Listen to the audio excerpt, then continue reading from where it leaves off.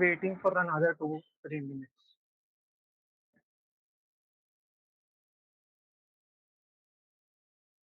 Am I audible, right? Yes, yes, I can hear.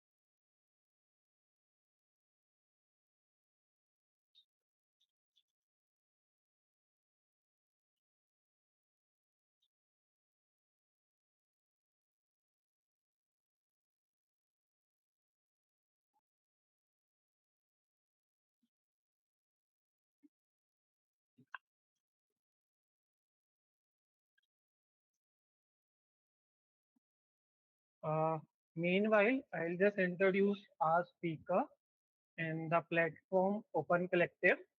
Uh, I'm glad to see so many of uh, students, especially from first year or second year, since it's a topic thesis which is mostly oriented to fifth years or the fourth year. So it's glad to see the second years and third years here. Uh, so basically, it's a open collective. We have, sir. Sir, uh, I will also tell you this the how the story of open collective comes. So basically, we started from student collaborative. It's a name we started. It's a मतलब कि the group students doing events. All the work is done by the students, and we have done offline events and the online events like a talk by Mona Dr. Pingal and the talk on the books. That's our flagship events kind of thing. So we focus initially on the books and all, like the author behind the books, like the Gautam Bhatia sir, Asha Vaste ma'am, very famous book, Sheltering Angle. And then we will Mona Dr. Pingal ma'am's book, again based in, she has written two books, so we have done talk on one of the books. And then recently we have done a talk on the landscape profession. It's a LA49 landscape firm based in Bangkok, Thailand. So they have done many projects in India.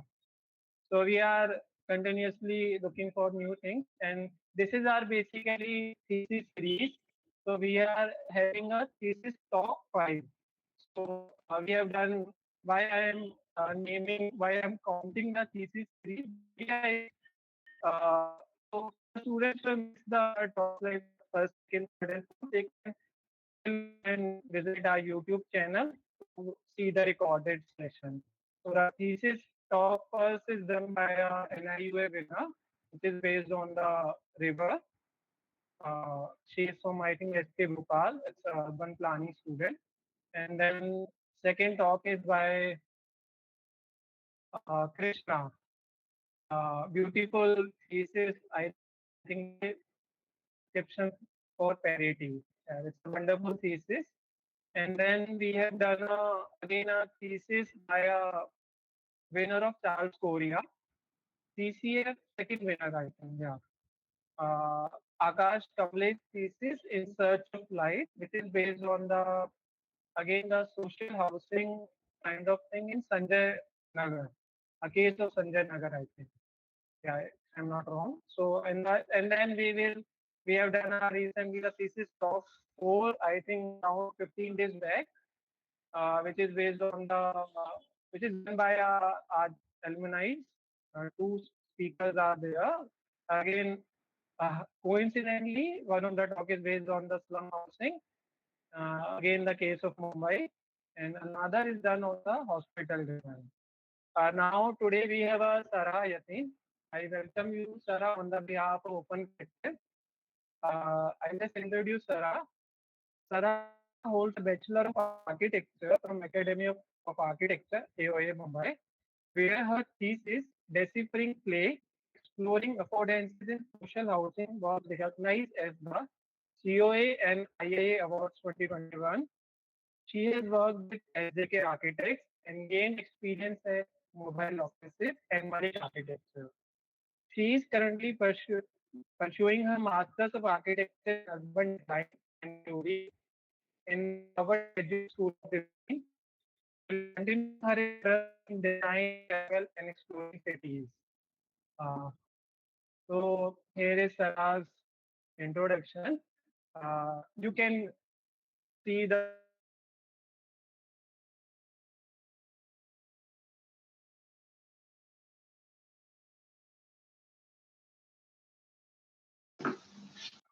Hi, I think he dropped off, but I think I can start in the meantime.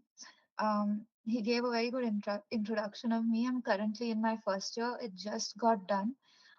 So I'll do one thing. I'll quickly show you my thesis, and then I'll talk to you about the process of how I applied for my master's and what work I did additionally after my thesis to sort of build a portfolio to apply to different places. Um, I don't think Harshvardhan has joined yet, so I'll just share my screen.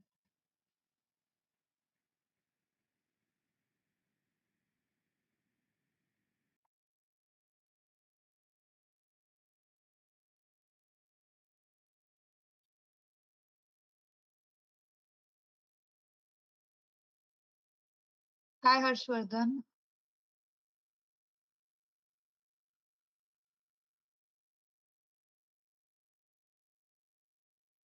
Have you joined back? yeah, I am here. Okay, great. So I'm just going to begin.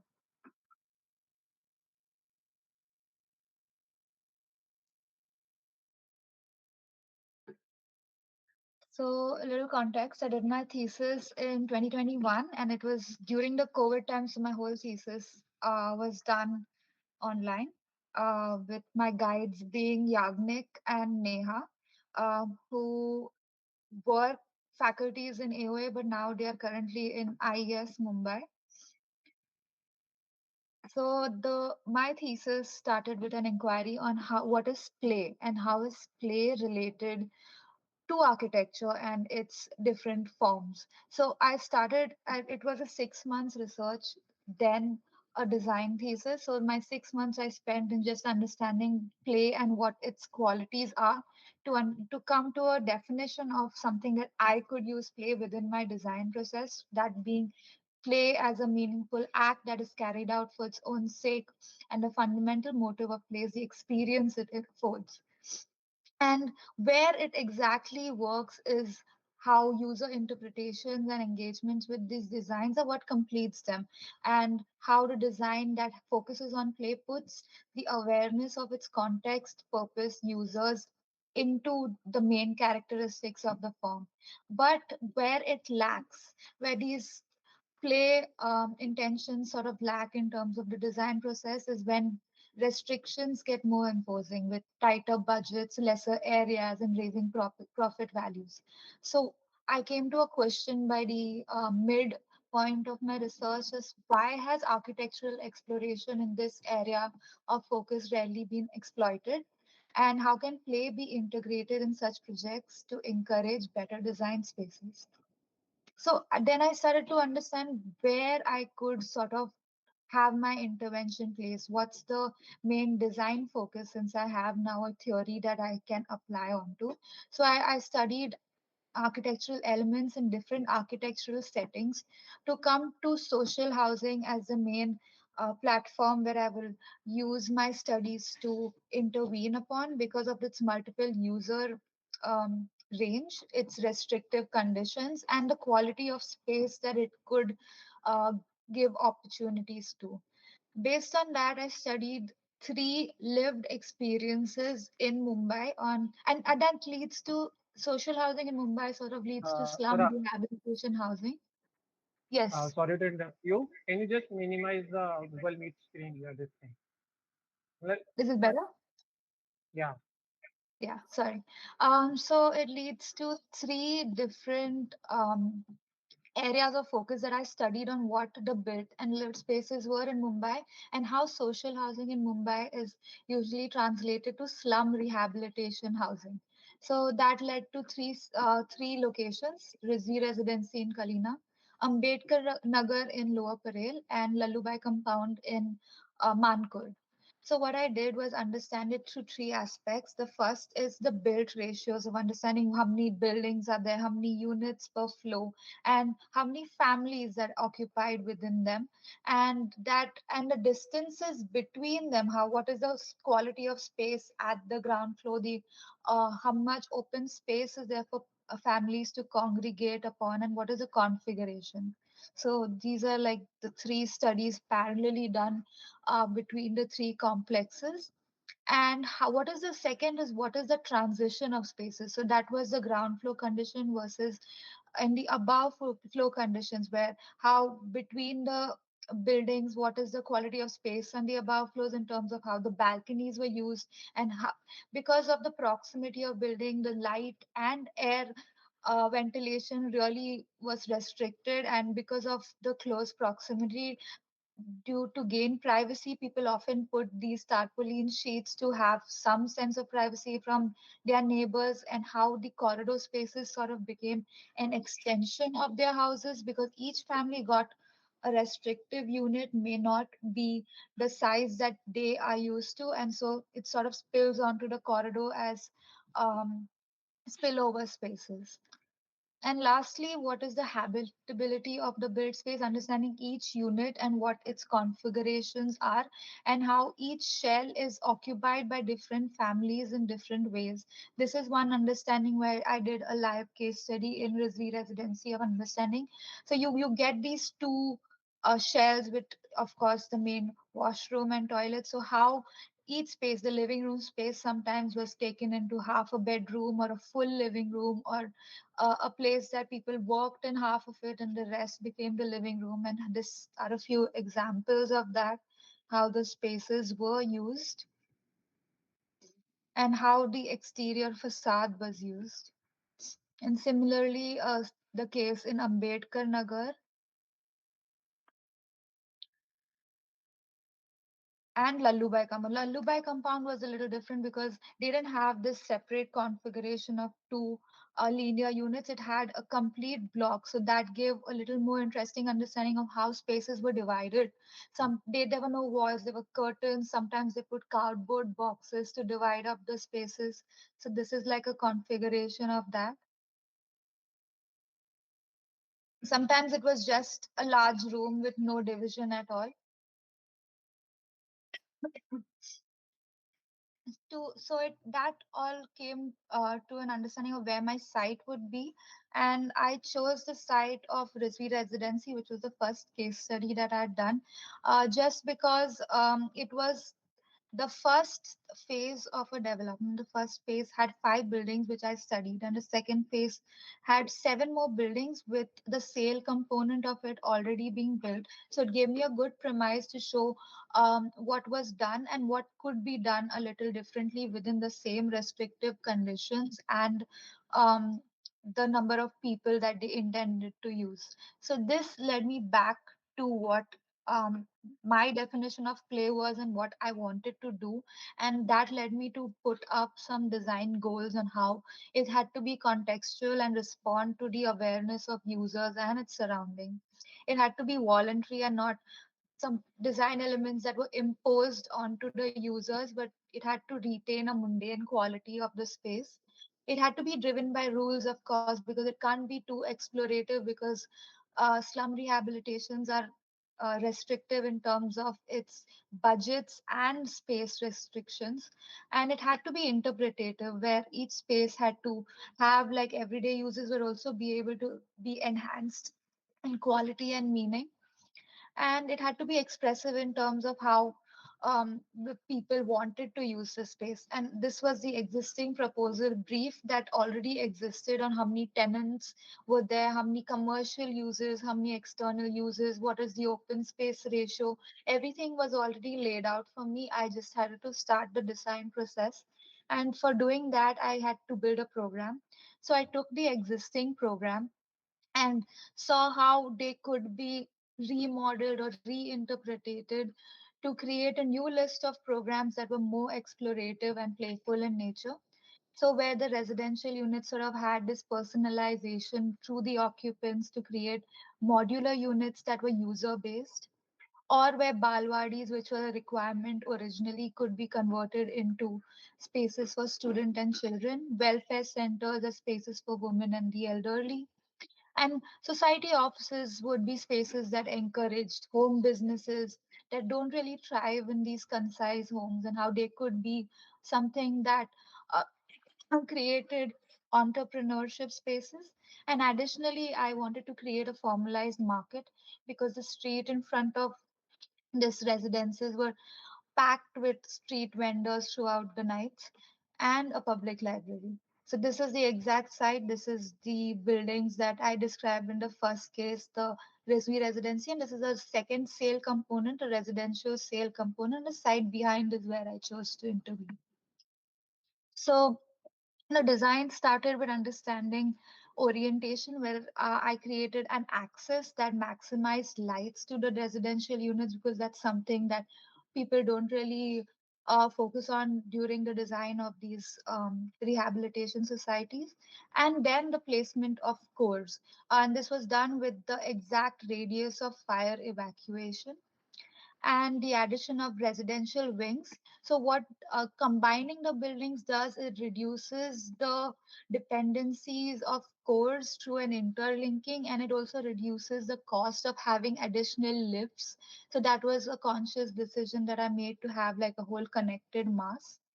And to understand the nature of open spaces on the ground floor, which would be public versus which would be private, and the formation of smaller courts that would have more private in nature, the organization of units, and the point is that the social spaces shouldn't have been restricted only to the ground floor, and how they could extend to the top through these programmed voids that are basically subtractions of units on the above floor, and how to minimize and break the human scale. Certain units at the edge of the buildings were removed. Further understanding of how the thoroughfares worked and the placement of different social spaces. So they basically respond directly to the open spaces right in front of them, and giving some character to the building facade in the end, and that's how it turned out. Another thing was important was the grid, because each grid had to fit definite unit sizes. So that grid placement was important in me, which was 5 meters in what I took, and the importance of having a doubly loaded corridor, so that the corridor could have these buffer and light wells that could bring light from these programmed voids in to allow ventilation and diffuse light to the corridors and internal units. This is the floor plan where you can see that most of the floor plan is very permeable in terms of the external roads and how people can access them. The cores were placed in strategic locations so that it's all well accessible, and you can see which are the little more public courts versus which are the more private courts with the smaller internal courtyards. And I'll just explain the social spaces very quickly. So the first was the entrepreneurship spaces, and what these did was give like a co-work space to residents to have like external space outside of their tight units, and the importance of having terraces and openness in the exterior. So the point was that people could congregate within it, but also outside it, so to create this openness and reflection on how different spaces were connected and used. This is a section on that, so you can see the units on the top and how they become flexible towards the bottom with a double height space and society offices and interlinking terraces. And the second was the more community learning spaces, which had a library, a kids balwadi, and on area for women and the elderly. And it worked on the same logic on how spaces were permeable through the outside as well as the inside, and there was not just one way to connect spaces, but multiple. And this is a view showing that, and a section that cuts through the library and amphi. And lastly was the market spaces where the brief had a certain requirement of having these shops that people, the residents were, it was reserved for them, and they have these indoor spaces, but also to have an outdoor space that in the evening could turn into a flea market for the people of the external communities to come upon.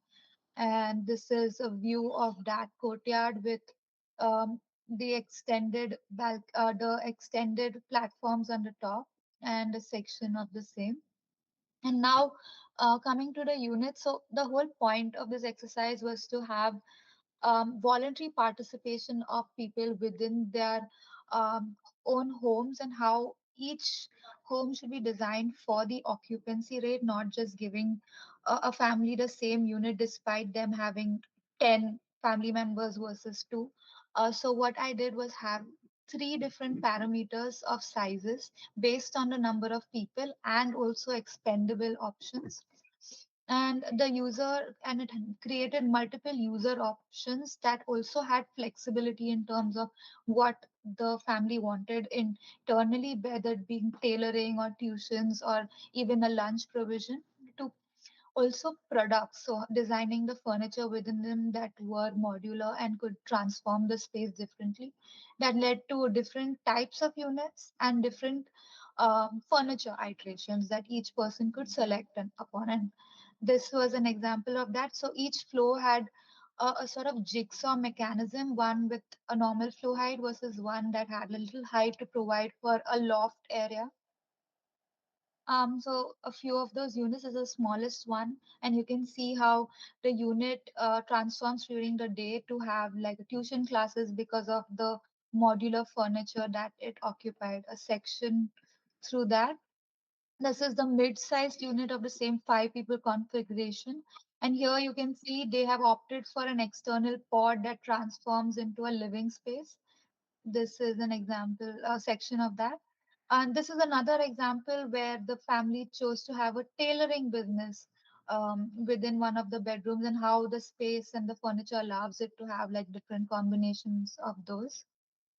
A section to the same where you can see the loft and the sleeping area towards the bottom. And this is a larger unit, the one that has more than eight people, and how the living area sort of transforms through movable partitions to create a larger living space throughout the day with a balcony extension section through the same. Another iteration of the same unit that also transforms into a business incubator during the day versus the night, how moving it back can give you the sleeping area that you require. And lastly, the option of a larger family to be able to combine two units to create a larger one, and how that space is used. So this gives you the overall section of my space, so you can see the programmed voids, the internal courtyards, how they react, the service balconies, and the interactive terraces throughout. Just going through the floor plans. And what was more important was how these interactive spaces sort of connect to the above floor with an extension beyond the staircases. They had a communal space that sort of connects people outside of their homes, and how each of the voids that I presented had also a different character, where some could be a games area, some could just have a swing or a yoga space or an art plaza. This is a zoomed in version of that. Another thing I missed was every core had a light well that connected to locker spaces that had like an extension of spaces outside of people's home, and also a laundry or a combined laundry and dry cleaning area for families to collectively own one washing machine between, say, 10 units. This is the floor plans and how they go up. Another section that shows you the different social spaces on the ground floor and how they define the courts. A zoomed in section of the smaller private court where you can see like the hierarchy of um, public spaces and private spaces. One that shows the communal spaces with the lockers, the area in front, communal space in front of the staircase and the staircase itself. A few details of how it works with the internal planter pockets, the service balconies, and just in general, the working of the loft. Yeah, and in conclusion, the project sort of tried to reinterpret user engagement and their voluntary participation in the choice of their own homes, and how healthy living is promoted with ample courts, with each unit being prioritized with light and ventilation, and also promoting living outside of just homes to establish community interaction and holistic living. I'll just also quickly run through what I did additional to this for my portfolio.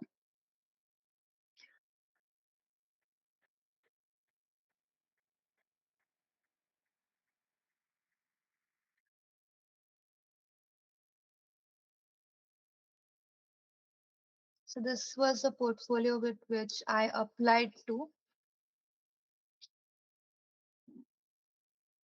So what's important when you apply is it's pretty early for you, but when you start applying is to understand what your field of interest is and how you build your portfolio based on that. So I knew early on that if I wanted to ever pursue masters, it would be in urban design, and so I tried to make a portfolio that's more urban, and in the sense that even if you're architecturally your work is not really focused on urban context, sort of they want to see something in your portfolio that engages with it, may not directly be applied through your job or your work preferences.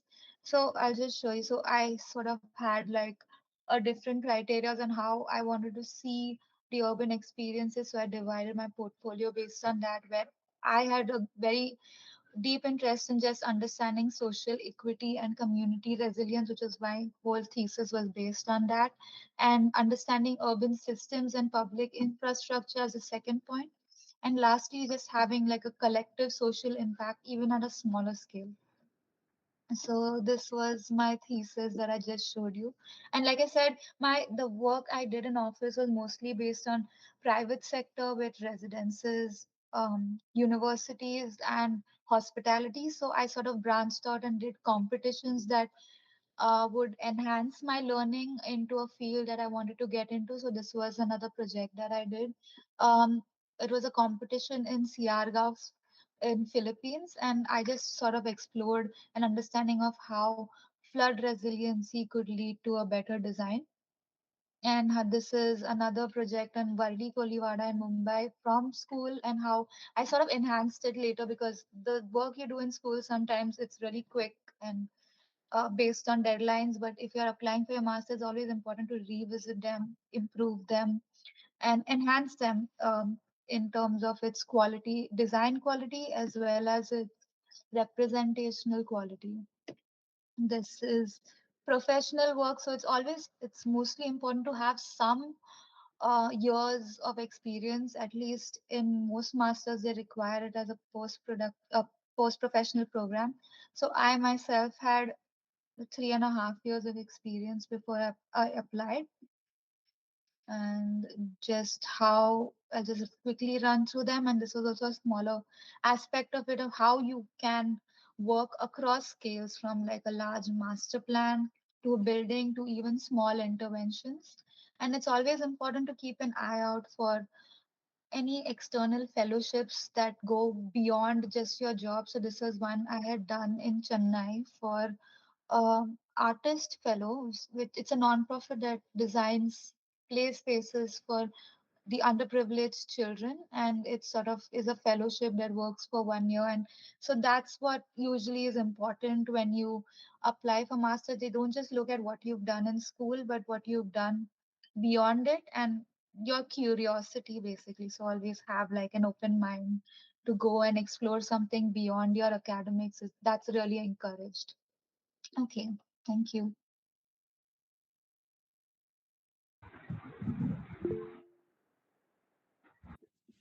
Uh, Thank you, Sarah, for the wonderful presentation of your thesis and your master's portfolio also, which is a good addition to the students, I think. Yeah. I think we just open this to the questions if there is any. You can just simply unmute and introduce yourself and ask the question. Over to you guys. You can ask me anything if you want to me to show some work that I've been doing at GSD. I can do that as well. So feel free, whatever you want to. Because it's, yeah, Simra, please go ahead. Hi, Sarah. So, Sarah this side. I'm in third year. So, I had two questions. So, the first one being that since I'm in third year, I haven't been taught about social housing or group housing yet. So, I'm not sure about the difference between the two. So, can you just explain the difference between group and social housing? I think, So Sarah, I'll just want to add in this. Can you just explain the social housing, because the social housing is different in the international context and it's different in the Indian context. The rent, the accommodation, the floods. Yeah, Amlab, you can. Uh, yeah, yeah, I'll just, just yeah. explain it. For me, social housing is something, it's basically low cost housing. It's done with a society of people sort of combined together to have like a more social living that not just happens in terms of your own homes, but how your living experience sort of extends beyond it. It's very common in the European context because they have a lot of public housing. So social housing is, it can be considered sort of public housing, but the public sector funds it in terms of how your rent, that's why your rent or the purchase of housing becomes quite low, because the public is what's benefiting from it, and they're doing it for the sake of the people who are living there, not for like the gain of benefits. And how that sort of transforms into an Indian context, at least very specific to Mumbai, was slum rehabilitation, where the slum areas are usually cleared free of cost, and buildings develop. The public sector hires developers to build these housing units, which are given free of cost to the slum residents. So that's like a form of social housing in India that's very public in nature, but it's very degraded in the terms of its design quality. Does that answer your question, Simra? Yes, thank you so much. And my second question is that the graphics which you had presented, I mean, my God, those were phenomenal. Can you just help, like, tell us how did you do that? Yeah, I think, Sarah, you can just explain ki very, in a very simple ki how, what's the workflow in, yeah. Yeah. So I think like it's very important to know like three softwares: one modeling, and two post production. So I use Rhino. It need not be Rhino what you are using, but Rhino is usually the preferred method, not in India but abroad. Like when my masters also, like everyone around me uses Rhino, so it's a good practice. And the second is to work smart and fast. So usually what people do is they make a model, they'll take like the base work and start drawing on top of that, basically start working on AutoCAD. What my version is to skip the whole AutoCAD part. So you take Rhino, a basis, you know, right? SketchUp, Rhino has settings that sort of, you can make, turn them into line work, you can turn them into shadows. So sort of playing with what you have in one base and then just doing bare minimum post production. That was my method, because it sort of gives the amount of effort you put into one thing sort of reflects across different things, so then you can focus more on developing the design than on the graphics, which was really something. So what I did was I worked on Rhino and I took it on Illustrator and Photoshop beyond that, just for some light touches or overlays. So I would take line work drawings, overlap them with shadows, and then if there are some color enhancement, mostly they were done on Rhino itself. So I didn't have to do any coloring work on Photoshop or Illustrator. That was mostly my method. So It what doesn't have to exact, always be like that, but yeah. yeah. So where you have add the people, the context, it's in the That is all illustrator? on. That is on Illustrator, yes. Okay. So sometimes we have to make the specific graphics also, no, because it's not available easily on the internet and it's even not available when you buy it also, I think. No? You Yeah, have to so make it. I definitely bought them. There's dimensions.com online. So you pay like 1 month and you can download as much as you want. So that's something definitely like if you want to invest in like a little, I feel like it that was the most money I spent on drawing.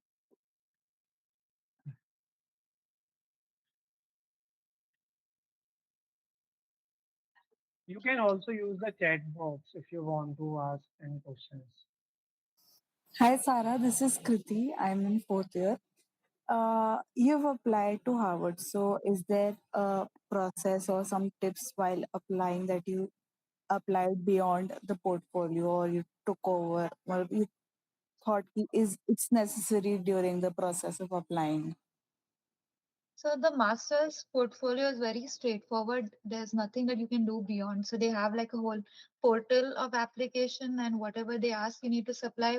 What you do beyond is basically in your CV and in your portfolio because you will have like what they love is when you are very confident in what you want to explore because and if you are doing like understanding of an application how your CV your program essay. So they always ask for a motivational essay on why you're applying. If that sort of reflects in your portfolio, that will be great. So if you can have like an understanding of what you want to explore and sort of build your whole portfolio based on that if you want to for example if you want to do something in the transportation department so you'll probably do a thesis that explores like a station and the spaces that relate to it and beyond that in the future you may not work in a firm because it's very subjective what work architectural practices in Mumbai do. But there are a lot of fellowships that my friends have done, Pukar, where they explore these interests of people beyond what work they are doing. So you just have like an understanding of okay, I may not have explored it in my job, but I have an interest and I have been doing stuff outside of my job to reflect that. Okay, thank you. And if it's possible, could you like drop in your email if I want to like connect with you after this? Sure. Thank you.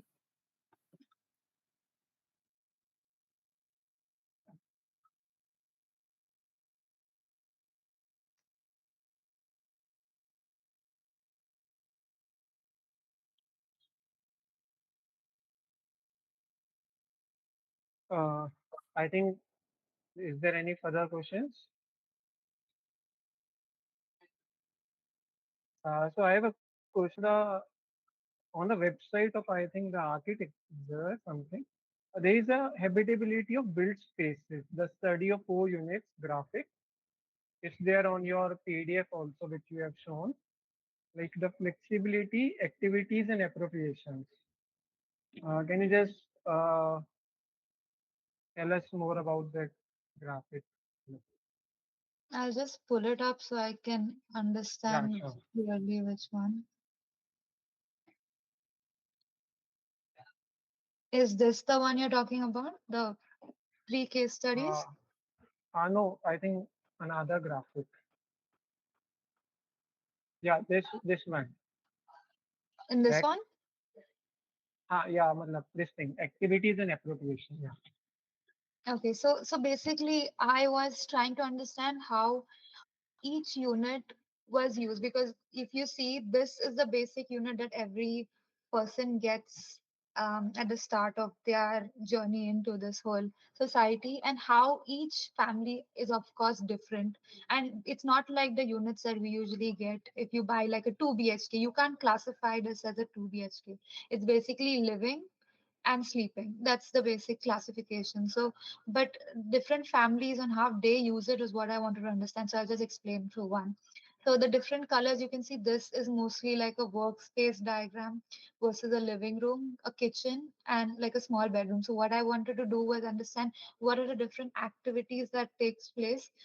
So for the workspace here, this was one contact that used to host tuition classes so the whole house was configured based on that to have space enough so that kids could sit on the a floor while someone teaches in the corner. And the appropriations are something that is an addition to the facilities provided. So here you can see that they put mosquito nets on the exterior window, or they put curtains as dividers between spaces. Here they put it right in front of the living room, because of course when a lot of people enter into the living room, you don't really want to them to see the rest of the house. So that's sort of uh, barrier between the external and the internal.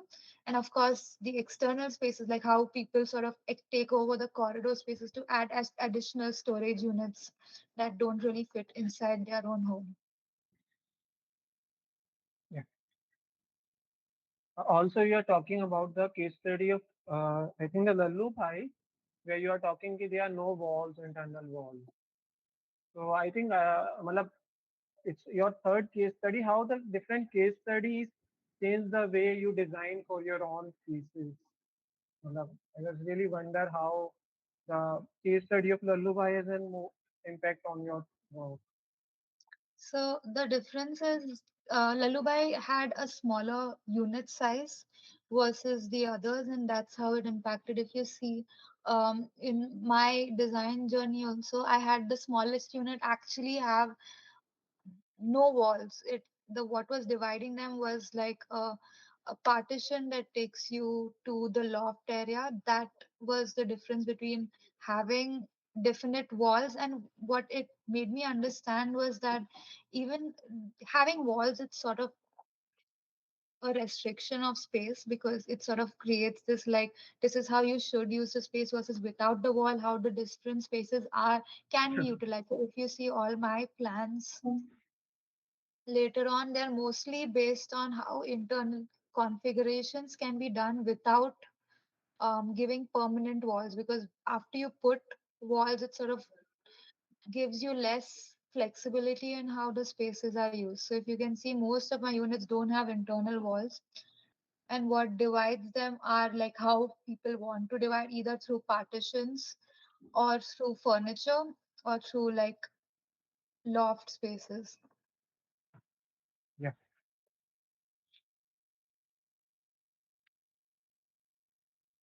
I was also curious about, you talked about the light well. So is the light well is going from the top to the ground floor, or is it like staggered or something? No, the light well is it what if it's a 8 floor building, so having like a complete light well doesn't make sense, because by the time it reaches beyond a certain point, it basically just becomes a tunnel with no light access. So what I had done is I'd studied like in Rhino itself how far the light goes in, and for me it was 4 floors. So every 4 floors I put a slab to stop it. Okay. Uh, yeah, matlab, some of us have seen the lecture of Rahul Malhotra. He also talks about the designing for the flux, like thinking beyond 1 BHK, 2 BHK, and 3 BHK, because for somehow the most of the populations are migratory. They don't want 1 BHK, 2 BHK concept, and students, we doesn't want the concept of again 2 BHK, 1 BHK. What we want, like more community living and all that. So how these concepts and these thoughts by Rahul, sir, I can clearly see in your thesis it's properly reflected. But I want to have your view, because I think he's a professor at Harvard DSD. Am I right? Yeah. So how is your? I recently view the state of housing in India. Also, I think it's a talk by Kaivan Mehta and Rahul Malhotra, and they have done a wonderful exhibition on this. And there's a movie also available. I think I forgot the name of the director, but it's a very interesting, which again take these questions and these statements into the, yeah, over to you. Uh, Yeah, so I think the difference between like the state of housing, it's the difference is like how much money you have, honestly, because the more exclusive you are, the more you can pay for your privacy, versus um, if you have lower options, this is how you need to survive, because the options to buy a home that has multiple configurations is not really available to majority of our population. So that, in that case, like, how do you live beyond your homes is a question. And that's what Rahul also likes to focus on a lot, is that the concept of exclusivity is something that's a privilege versus communal living is more of an option. Yeah, yeah. Even the the housing given by the mill owners to the persons who are working in the mills in Mumbai in the early 19th century and all these. So yeah, I think another question to you is, Sarah, you worked in the office, mobile offices, and the SJK Architects and Malik. All the three firms are the obviously the best firms. Well, every firm has a good thing. What I observed of mobile offices, the work of the sections in different projects. I really fascinated by the use of the section in your project, and even the SJK architects works, the works they are doing is also incredible. The museums which they have recently completed. So I'm curious whether you have done your internship before the thesis or how is it in your case? Yeah, And my yeah, internship in Malik was before thesis, so I think that's a difference. Like, you get sort of like a understanding of how professionally work is done, and organizationally I got really better after my internship. But I know it's not something that a lot of colleges beyond Mumbai practice, so it's not something to worry about, because sometimes these internships don't even translate to real life practices. And yeah, I mean, what I would say about work is that if you have any seniors or someone who worked in the spaces, contact them when you're applying. Don't just blindly apply and think that you will be approached. Just have some, maintain some connections in places that you like to. Even if it's like someone you just barely know, just ask about, like, is there a is there hiring happening right now? When would like the process start? So you have like a better chance of getting in, of when people are actually going to hire versus just applying. yeah, absolutely. That's maybe the major step when we apply to the firm. It's better to have precautions and all that. Uh, is there anyone has further questions? You can ask freely. Uh, Sarah, it's 2026 and you have done your thesis in 2021. So it's really 5 years, but it's how you are look to your thesis after the 5 years, and matlab, does it, how do you see your design decisions and all those, matlab, how do you reflect on your thesis? That's a nice question. Actually, you'll realize that I think design is a field that even when you're done, you're never truly done, and you'll always look back and think, I could have done this better. Maybe what I would have liked to do now was, and maybe not just focus on my side boundary, but look at how the design could sort of flow beyond that, because architecture usually you have like dotted lines around your plot, and that's where everyone focuses their design on. But there are smaller interventions that if you look at the larger picture, maybe my access would have been different, the flow of people, how they entered a site, I could have responded better to that. So it's very important to just like zoom out a little to be able to design like more complete. That was something I would have done. And maybe another thing I would have focused on more was exploring the roof spaces, because I feel like that was one space I feel that has a lot of potential. It's space that sort of, if you think about it, could be considered open as well. And that was something I wasn't able to touch. Thanks.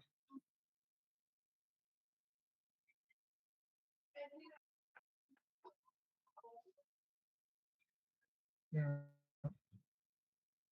I think, can you just quickly show us and we will end the session by that. Can you just show us your Harvard, some of the works which you have done? Sure.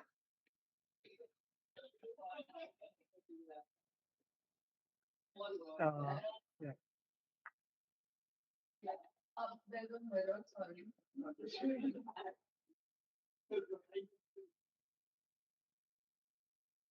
This so I've done three projects in Howard till now, mostly urban, mostly focused on the Cambridge area. So this was one with it mostly just takes time and understanding the American context. This was one done in East Boston on understanding how affordability and housing could help better design districts of spaces. So we focused on three: one civic street, a promenade versus like a greenway, and the second was more of a suburban area. So mostly in Howard you work in pairs. So this is all done you plus another person that you can either choose to work with or assign to work with. So this was another focusing on more mobility and cluster development, TOD development. And lastly, and like just understanding, like you zoom into a smaller scale and how that works. And we did a competition in Austin as well. Just quickly running through it because I think I'm also out of time. But yeah, that's it. This was just the addition. And like, if you want to contact me directly, you can. I'll be um, interning at SOM in San Francisco in the summer. So yeah, that's it. That's all from Yeah. Yes. Thank you, Sarah, and thank you all to join. Uh, okay. Yeah, we just closed the session. The session. For those who want to contact Sarah, Sarah has already given her email ID in the chat box. You can surely save that and contact her later. Thank you, Sarah, for the wonderful presentation and taking out time for us. I think it's a exam session, so there is a less number of people there. you. So yeah, but it's a wonderful session. They can go back to your recording and see the works. Thank you. Thank you. Thank you so much. Okay. Thank you, guys.